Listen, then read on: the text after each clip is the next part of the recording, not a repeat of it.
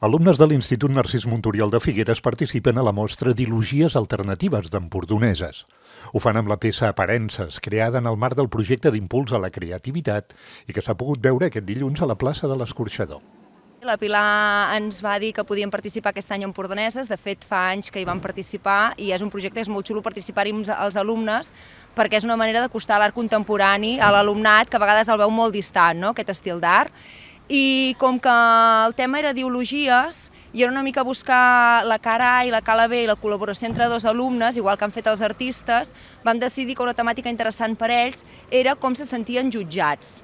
Com se sentien jutjats els adolescents i treballar els clixés adolescents. Per tant, els alumnes han fet una reflexió prèvia sobre com la societat els veia i com es veien ells. I per això són unes siluetes de doble cara. Hi ha una cara blanc i negra que expressa com els veuen i després una altra cara a color en què poden explicar ells realment com es senten. Els joves estudiants han reinterpretat els 7 pecats capitals.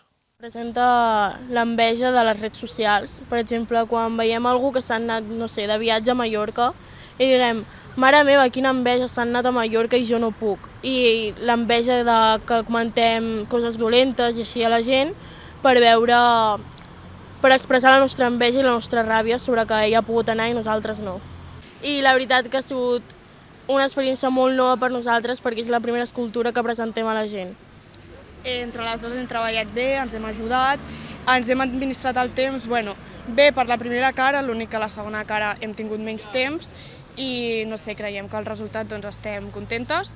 No solamente nos centramos en lo que sentíamos nosotros, sino también en lo que sentían las demás personas. Mai havia fet cap obra artística dirigida a cap públic i ha sigut molt interessant fer-la perquè havies d'explicar, intentar plasmar els teus sentiments, al final és un cartró i al final el decores i acabes expressant una cosa que sense adonar-te és molt. Aquestes siluetes es podran veure fins al dia 4 de febrer a l'interior de la sala d'exposicions de l'Escorxador.